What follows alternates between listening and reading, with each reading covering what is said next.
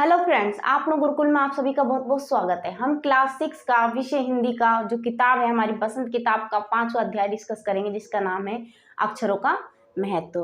अक्षरों का महत्व ये इसमें बताया गया है कि जो हमारा अक्षर है, अक्षर नहीं होते तो हम कुछ भी पढ़ नहीं पाते, यानी अक्षरों का महत्व इसमें बताया गया। जो इतिहास है वो भी के माध्यम से लिखा गया, अक्षरों के माध्यम से लिखा गया, तभी हम उसको पढ़ पाए हैं। तो अक्षर का जो महत्व, अक्षर कहाँ से आए, इसके बारे में इसमें दे रखा है, तो इसको हम पढ़ेंगे। चलिए शुरू करते हैं। अगर अक्षर नहीं होते तो हम इतिहास नहीं पढ़ पाते, अक्षर नहीं होते तो हम कुछ भी समझ नहीं पाते, यानी अक्षरों का महत्व जानते हैं। ये जो कहानी है ये गुणांकन मूल द्वारा लिखी गई है। अक्षरों का महत्व, ये पुस्तक अक्षरों से बनी है। जो हमारी पुस्तक है वो किससे बनी होती है? अक्षरों से। सारी पुस्तकें अक्षरों से बनी हैं और तरह तरह की पुस्तकें, तरह तरह के अक्षर। इसमें क्या है कि तरह तरह की पुस्तक, जो भी पुस्तक हैं तरह तरह की, उन सब में अक्षरों का प्रयोग किया गया है। जैसे भावनात्मक जो चित्र होते हैं, चित्रों में भी एक जो अक्षरों का प्रयोग किया गया है एक तरह से, ठीक है। दुनिया में अब तक करोड़ों पुस्तक छप चुकी हैं, हजारों पुस्तक छपती हैं। जो भी हमारे दुनिया में क्या अब तक जो भी करोड़ों पुस्तक छपी हैं, उनमें भी किसका प्रयोग हुआ है? अक्षरों का प्रयोग हुआ है। अक्षर नहीं होते तो ये किताबें नहीं छपती, हमारा जो इतिहास हम जान पाए हैं वो इतिहास नहीं जान पाते। तरह तरह के अक्षरों में हजारों की तादाद में रोज ही समाचार पत्र छपते रहते हैं। इन सब के मूल में अक्षर हैं। इन सब के जो अखबार है, आप पढ़ते हो, न्यूज़पेपर जो भी पढ़ते हो, उनमें हजारों की तादाद में क्या होते हैं? अक्षर होते हैं, ठीक है, जिनको हम, ये क्या है? मूल होते हैं। हम कल्पना भी नहीं कर सकते कि यदि आदमी अक्षरों को नहीं जानता तो आज इस दुनिया का हाल क्या होता। कि हम ऐसी दुनिया की कल्पना ही नहीं कर सकते जहां पर अक्षर नहीं हो, यानी अकल्पनीय है सब कुछ, ठीक है। तो आज इस दुनिया का हाल होता, तो यानी इस दुनिया का क्या हाल होता अगर अक्षर ही नहीं होते, यानी ज्ञान ही नहीं होता, यानी शब्द ही नहीं बनते, किसी को कुछ अक्षरों का पता ही नहीं। ऐसी दुनिया की हम कल्पना नहीं कर सकते। कोई कह सकता है कि हम अक्षरों को अनादिकाल से जानते हैं। अक्षरों का ज्ञान हमें किसी ईश्वर से मिला है। कि जो पहले के जो लोग थे वो क्या कहते थे कि जो अक्षर मिले हैं, मतलब जो अक्षर मिले हैं ये हमें ईश्वर के द्वारा मिले हैं, यानी ईश्वर ने हमें इसको बताया है कि इसका हमको प्रयोग करना चाहिए या ये करना चाहिए। तो ये सभी क्या मिला है? अक्षर हमको ईश्वर के द्वारा मिले हैं, इसलिए हम उसको पालन कर रहे हैं, यानी रख रहे, ठीक है। पुराने जमाने के लोग सचमुच ही सोचते थे कि अक्षरों की खोज, पर आज हम जानते हैं कि अक्षरों की खोज किसी ईश्वर ने नहीं बल्कि स्वयं आदमी ने की है। अब तक हम ये भी जानते हैं कि किन अक्षरों की खोज किस देश में किस समय हुई है, यानी हमको अब पता लग गया है, क्योंकि हम अक्षरों के माध्यम से, कि जो अक्षरों की खोज हुई है ये भगवान के द्वारा नहीं, यानी ईश्वर के द्वारा नहीं, बल्कि मानव के द्वारा ही हुई है। क्योंकि अब हमें उस इतिहास को जिसने लिखा है उसका नाम, यहाँ तक कि किस अक्षर का कहाँ किस देश में प्रयोग हुआ है, इसका भी हमको पता लग गया है। तो हम क्या है, जान गए हैं कि ये अक्षर है, ये मानव के द्वारा प्रदत्त यानी प्रदान की गई हुई, बनाई हुई क्या है, ये बनाई हुई चीज है, ना कि ईश्वर के द्वारा, ठीक है। आगे देखते हैं। हमारी ये धरती लगभग 5 अरब साल पुरानी है, यानी हमारी जो धरती है 5 अरब साल पुरानी है, और 2-3 अरब साल तक इस धरती पर किसी प्रकार के जीव जंतु नहीं थे। यानी क्या रहते थे उस समय? 5 अरब साल पहले सिर्फ जीव जंतु, पेड़ पौधे थे, मतलब मानव का कोई नामो निशान नहीं था। फिर करोड़ों साल तक केवल जानवरों और वनस्पतियों का ही इस धरती पर राज्य रहा, यानी पेड़ पौधे रहे और जीव जंतु रहे। आदमी ने इस धरती पर कोई 5 साल पहले जन्म लिया। हमने कब जन्म लिया, यानी मानव ने कब जन्म लिया? 5 साल पहले जन्म लिया। धीरे धीरे उनका विकास होता गया, डेवलपमेंट होता गया। कोई 10,000 साल पहले आदमी ने गांव को बसाना शुरू किया। यानी जो आदमी थे वो गांव में बसना शुरू करे, यानी एक स्थान पर रहना शुरू करा। वो खेती करने लगे। उसके एक जगह रहने के लिए उन्होंने क्या किया, खेती की। वो पत्थरों के औजारों का इस्तेमाल करता था। फिर उसने तांबे और कांसे के भी औजार बनाए। पहले क्या करता था, सिर्फ जो पत्थर थे पत्थरों के औजार बनाते थे, शिकार करते। बाद में उनका जो विकास हुआ, उन्होंने क्या करा, तांबे के बनाए, तांबे के औजार बनाना स्टार्ट किया, शुरू किया। तथा प्रागैतिहासिक मानव में जैसे पहले क्या थे, जो पत्थर के औजार थे वो क्या थे, टूट जाते थे। तो फिर इन्होंने सोचा कि जो तांबे के औजार होते हैं वो ज्यादा मजबूत होते हैं, तो उन्होंने फिर तांबे के औजार बनाना शुरू किया और फिर उनसे शिकार किया। आगे देखेंगे, प्रागैतिहासिक काल मानव ने सबसे पहले चित्रों के जरिए अपने भाव व्यक्त किए, जैसे पशुओं, पक्षियों, आदमियों, मतलब जो आदमियों आदि के चित्र। पहले जो प्रागैतिहासिक काल था यानी मानव का, तो वहाँ उस समय जो मानव थे वो उस समय क्या अक्षरों का प्रयोग नहीं हुआ था, यानी इतिहास में इनका जिक्र नहीं मिलता प्रागैतिहासिक काल का। तो उस समय की हम जो बातों को कैसे समझे, तो उस समय जो चित्र थे, चित्रों के माध्यम से व्यक्त किया, जैसे पशुओं के चित्र, पक्षियों के, आदमियों का, और ये सभी चित्र के माध्यम से हमको पता लगता है। ठीक है, उस समय क्या नहीं था, अक्षर नहीं थे, यानी जब अक्षर नहीं थे तो इतिहास नहीं लिखा गया, इसलिए हमको इसके बारे में पता नहीं कि उस समय जो मानव थे वो कैसे थे, उनके बारे में पूरी तरह से पता नहीं चला। बस उनके जो भित्ति चित्र मिले हैं, जैसे कोई पक्षियों का चित्र बने पड़े, कहीं पे आदमियों के हैं, कहीं पशु पक्षियों के, कहीं शिकार के, तो इनसे ही हम अपने जो कहते हैं ना, तो उससे ही अंदाजा लगाते उस समय की स्थिति का। तो आगे देखेंगे कि जो चित्र बना रखे थे जो मानव के, इनके, तो ये सभी उनके भावनात्मक चित्र में आते हैं। जैसे इन चित्र संकेतों से बाद में भाव संकेत अस्तित्व में आया, कि जो इनके चित्र है वो उनकी भावना से जुड़े हुए हैं। जैसे एक छोटे वृत्त के चहुं ओर किरणों की गोतक रेखाएं खींचने पर वो सूर्य का चित्र बन जाता है। बाद में यही चित्र ताप या धूप का गोतक बन गया।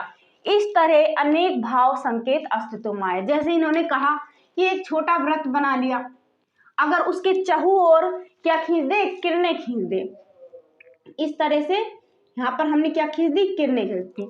खींचने पर यह सूर्य का चित्र बन जाता है। ठीक है, बाद में यही चित्र क्या बने, ताप, धूप, यानी जो ताप होता है सूर्य में वो इसका सूचक बना। ठीक है, जो किरणें हैं। इस तरह अनेक भाव संकेत अस्तित्व में आए। जब इनको कहीं ताप दिखाना होता, कहीं धूप दिखानी हो, तो ये सूर्य का चित्र वहां पर बना देते। तब जाकर काफी समय बाद आदमी ने अक्षरों की खोज की। अक्षरों की खोज के सिलसिले में को शुरू हुए मुश्किल से 6000 साल हुए, केवल 6000 साल। यानी जब उन्हें चित्र बना लिए, इस तरह से दर्शाने लगे चित्रों को, फिर उन्होंने क्या, अक्षरों की खोज की कि इनसे हम क्या बनाए, चित्र बनाए।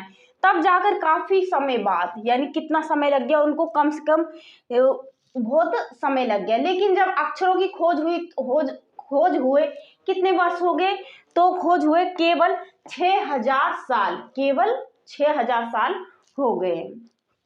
ठीक है, अब हमारे अस्तित्व में अक्षर आए हैं। मध्य अमेरिका के आदिवासियों के चित्र, जो आदिवासी थे वो अपने चित्र बनाते थे, तो उनका जो बनाने का एंगल था वो दाएं से बाईं ओर क्रम से था। यानी वो इस तरह से बनाते थे, वो इस तरह से अपने चित्र को दर्शाते थे। जैसे तूफान का देवता, इसको क्या माने, नंबर 1 पे तूफान का देवता।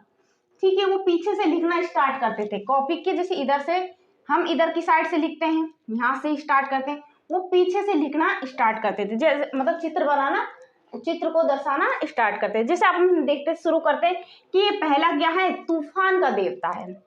ठीक है, फिर जो आकाश को घेरे हुए हैं। अब देखिए नगाड़ा, जो ये वाला क्या है, नगाड़ा, पंखों से सुशोभित। ठीक है, इसके बाद है ये नगाड़ा, ये भी। ठीक है, फिर द्रोकाक, ये हो गया। फिर कौवा और दवाखाना में आदमी, ये दवाखाने में आदमी, ये कौवा है। तो इस तरीके से ये 6 चित्र बनाए, लेकिन इनका क्रम क्या था, यहाँ से नहीं बल्कि यहाँ से इनको देखना है, यानी यहाँ से नंबर 1 से शुरू होके इस तरीके से वो उसको बनाते थे। ठीक है, आगे देखते हैं। इसमें अक्षरों की खोज के साथ एक नए युग की शुरुआत हुई। जब उन्होंने चित्र बना लिए, चित्रों के बाद उन्होंने अक्षरों को बनाया। अक्षरों के बाद क्या हो गई, उन्हें उनके जो अक्षरों का पता लग के क्या हो गया, तो उन्होंने अपने विचार लिखना स्टार्ट किया एक बुक में। एक लिखने के बाद लिखने लगे, तब से मानव को सभ्य कहा जाने लगा। यानी तब से क्या होगी, हम जो मानव थे उनको सभ्य कहा जाने लगा, क्योंकि वो उन्होंने लिखना स्टार्ट कर दिया। उस समय क्या हो गई, एक अक्षरों का महत्व समझ में आ गया। आदमी ने जब से लिखना शुरू किया तब से इतिहास हुआ। यानी हम उससे पहले जब लिखा हुआ नहीं मिलता उसको हम कहते हैं कि प्रागैतिहासिक काल, यानी उस समय कुछ भी लिखा यानी लिखित रूप में हमारे पास नहीं है, और जब से लिखना स्टार्ट किया वो उसे क्या कहेंगे, इतिहास कहेंगे। ठीक है, यानी तब से लेके उस जो भी कुछ लिखा है वो हमारे इतिहास में आता है। किसी भी कौम या देश का इतिहास तब से शुरू होता है जब से आदमी के लिखे हुए लेख मिलने लगे। यानी हम इतिहास किसे कहेंगे, जो हमें लिखित रूप में पहले जो कुछ हुआ है उस वो सब कुछ हमें लिखित रूप में मिलेगा तो ही हमें उसे इतिहास के कहेंगे। क्योंकि जैसे गुरु नानक जी के साथ क्या हुआ, ईसा मसीह के साथ क्या हुआ, उन्हें जीसस के साथ जैसे, तो मस्जिद क्या है, इन सब मतलब जो ईसा मसीह है, तो ये कुरान क्या है, ये सभी महाभारत कैसे हुआ, कौन कौन थे, रामायण क्या, तो ये सभी हमको लिखित रूप में मिलते हैं। इसे हम इतिहास के रूप में लेते हैं कि हाँ हमारा इतिहास है, ये हमें लिखित रूप में मिला है। इसीलिए जब से आदमी के लिखे हुए लेख मिलने लगे, इसी प्रकार इतिहास को शुरू हुए मुश्किल से 6000 साल हुए। लेकिन इतिहास को जो शुरू हुए, जो हमारे इतिहास को शुरू हुए, इनके लेख मिलने, लेख का ही 6000 साल पहले हुआ, तो इसलिए इतिहास को भी तभी से शुरू किया गया। उसके पहले के काल को प्रागैतिहासिक काल यानी इतिहास के पहले का काल कहते हैं। जब इतिहास नहीं था, लिखित अक्षर नहीं थे, तब उसे हम प्रागैतिहासिक काल कहते हैं। अंत हम देखते हैं कि यदि आदमी अक्षरों की खोज नहीं करता तो आज हम इतिहास को नहीं जान पाते। यानी जो भी हमें लिखित रूप में नहीं होता तो हम किसी भी चीज को नहीं जान पाते कि पहले क्या हुआ होगा। पहले के मानव मतलब पहले जो कुरान है, बाइबल है, उसमें जो लिखा है वो सच में थे या नहीं थे। तो इन सब के बारे में हमको जब पता लगा जब हमने उसका इतिहास पढ़ा। ठीक है, और इतिहास किसके माध्यम से पढ़ा, अक्षरों के माध्यम से। ठीक है, हम ये नहीं जान पाते कि पिछले कुछ सालों में आदमी किस प्रकार रहता था, क्या क्या सोचता था, और कौन कौन राजा इत्यादि हुए थे, यानी उस समय कौन से राजा हुए। ये सभी हमको इतिहास के माध्यम, जब इतिहास लिखा गया तभी हमने उसको पढ़ा, तब हमको पता लगा। तो ये सभी किसके माध्यम से हुआ, अक्षरों के माध्यम से हुआ। इसलिए और आगे हम जो लिख रहे हैं वो हमारी अगली पीढ़ी उसका इस्तेमाल करेगी। तो ये क्या है, ये एक पीढ़ी से दूसरी पीढ़ी क्या जा रहा है, हमारा इतिहास जा रहा है। ठीक है, और वो भी लिखित रूप में। और हमने भी पिछली जो पीढ़ी है उनके इतिहास पढ़े, तो ऐसे ही इस तरीके से हम लिखा जा रहा है। और जो पिछला जो गुजर गया और वो हमको अक्षरों के माध्यम से पढ़ा जाए तो उसे हमें इतिहास कहते हैं। आगे देखेंगे हम, अक्षरों की खोज मनुष्य की सबसे बड़ी खोज है। जो अक्षर की खोज की वो मानव की सबसे बड़ी खोज मानी गई है। अक्षरों की खोज करने के बाद ही मनुष्य अपने विचारों को लिखकर रखने लगा। इस प्रकार एक पीढ़ी से के ज्ञान का इस्तेमाल दूसरी पीढ़ी करने लगी। जब अक्षरों की खोज हुई तो मानव क्या लिख के रखने लगे अपनी विचारों को, कि ये विचार इस तरीके से, तो विचारों को लिखकर एक पीढ़ी से, जैसे इस पीढ़ी में लिखा गया तो वो अगली पीढ़ी में वो काम आए, तो इस तरीके से वो लिखने लगे कि इस पीढ़ी का ज्ञान अगली पीढ़ी के लिए संभाल कर, उसको लिख कर इस्तेमाल करने के लिए संभाल कर रखने लगे। अक्षरों की खोज करने के बाद पिछले 6000 सालों में, मतलब 6000 सालों में मानव जाति का तेजी से विकास हुआ। 6000 सालों में क्या हुआ, मानव जाति का धीरे धीरे विकास होता चला गया, कि उन्होंने फिर इस तरीके से ये महत्व है, मतलब जो अक्षरों का महत्व है कि अक्षरों का कोई और उनसे बनी हुई लिपियों का अंत हमें सबको अक्षरों की कहानी मालूम होनी चाहिए, कि अक्षर कहाँ से आए, क्यों, इनका इस्तेमाल किस प्रकार हुआ और मतलब जैसे कितने साल पहले हुआ, तो ये सभी हमको इस कहानी से मालूम हुआ। तो ये कहानी सबको मालूम होनी चाहिए। आज जिन अक्षरों को हम पढ़ते हैं या लिखते हैं तो वो कब बनाए गए, यानी इनका जो निर्माण है, यानी वो कब बनाया गया, कहाँ बने, यानी कहाँ पर बने और किसने बनाए, ये जानना जरूरी है। ठीक है, तो ये आज का चैप्टर खत्म होता है। अगर आपको ये वीडियो अच्छा लगा हो तो इसे लाइक शेयर सब्सक्राइब करें।